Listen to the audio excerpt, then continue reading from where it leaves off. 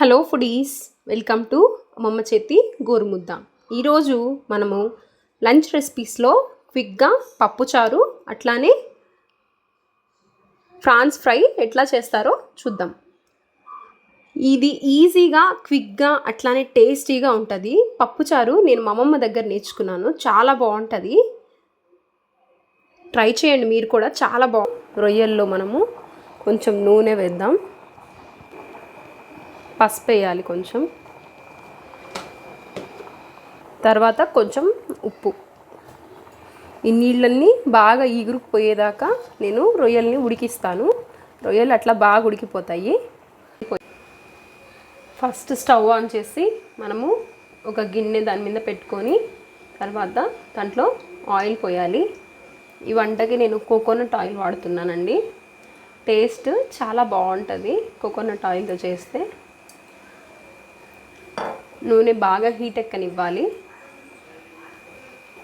Next అల్లం వెల్లుల్లి paste వేసి బాగా పచ్చివాసన పోయే వరకు బాగా వేయించుకోవాలి.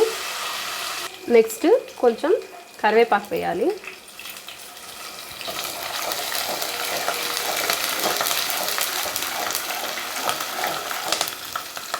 తర్వాత మనము ఈ విధంగా ఉడకబెట్టుకున్న రొయ్యల్ని దాంట్లో వేసేయాలి.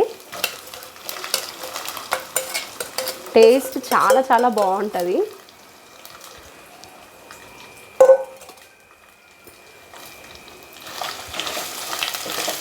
పప్పుచారు రొయ్యల ఫ్రై కాంబినేషన్ అసలు సూపర్గా ఉంటుంది.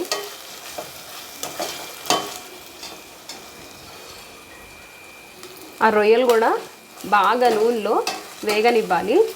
ఆ ఫ్లేవర్ అనేది బాగా రొయ్యలకు పడుతుంది. ఇప్పుడు కొంచెం పసుపు వేసుకోవాలి. ఫస్ట్ పసుపు వేసి ఉడకబెట్టిన కూరలో కొంచెం పసుపు వేసుకుంటే బాగుంటుంది. నెక్స్ట్ టేస్ట్కి సరిపడా సాల్ట్ వేస్తున్నాను. రొయ్యలు బాగా ఫ్రై అయిపోయినాయి. సో ఇప్పుడు మనము కారం వేసుకుందాము. నేను పిల్లల కోసం చేస్తున్నానండి, అందుకనే కొంచెం లైట్గానే వేసాను కారం, మరింత ఎక్కువ వేయలేదు. కొంచెం స్పైసీగా తినేవాళ్ళు ఉంటే ఎక్కువ వేసుకుంటే బాగుంటుంది.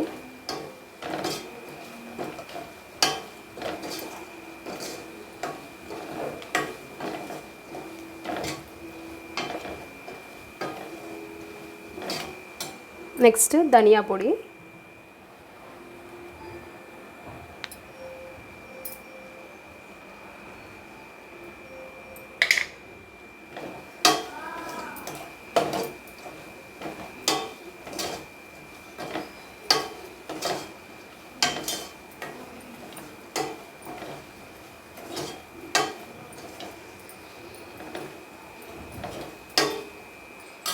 నెక్స్ట్ కొత్తిమీర,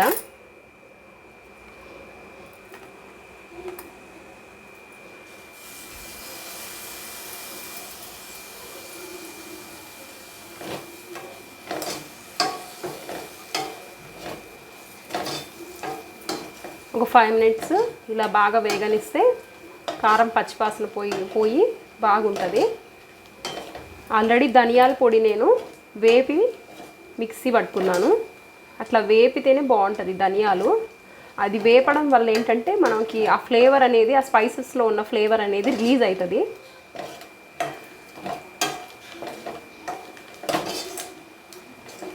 ఇప్పుడు ఒక 5 మినిట్స్ ఆగి మళ్ళీ మనము కొద్దిసేపు ఉడకనిద్దాం దీన్ని, బాగుంటుంది.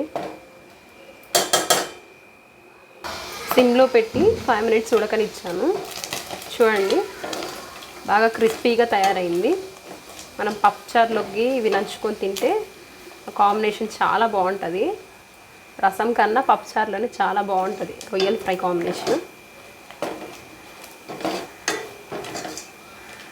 ఇంతే అండి, సింపుల్ ఇంగ్రీడియంట్స్తో మనము రొయ్యల ఫ్రైని చేసుకున్నాం. తాలింపు గింజలు, చిన్నుల్లిపాయలు, కరివేపాకు,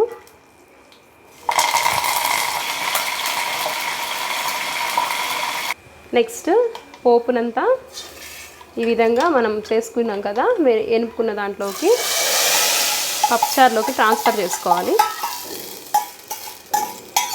ట్రాన్స్ఫర్ చేసుకొని ఒక 2 మినిట్స్ కొంచెం పప్పుచారు తెరలనిచ్చి ఆపేస్తే బాగుంటుంది. పప్పుచారు ఇలా తెరిలిందండి. ఇప్పుడు ఆఫ్ చేయొచ్చు.